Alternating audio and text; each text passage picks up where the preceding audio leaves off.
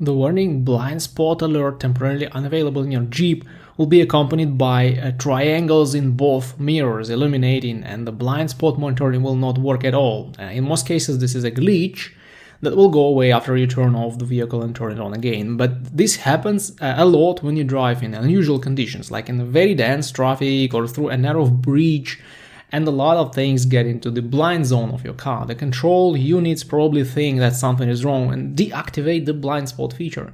But if the problem doesn't go away after you restart the vehicle, there are two things that you should do. First of all, locate the blind spot sensors and make sure their areas are clean. In most cases, the sensors are located in the corner areas behind the rear bumper. But in the Gladiator, for example, the sensors are integrated into the rear light here, and you can easily check if they are clean. And secondly, if this doesn't help, you will need a Jeep-compatible scanner to read the specific codes. Sometimes the problem is in wiring or connections, and it's hard to see what's wrong unless you scan the vehicle for codes. So if the message constantly sits on the screen and you can't do anything with it, the best solution would be to go to the dealership and let them scan the vehicle and see what's wrong with this system.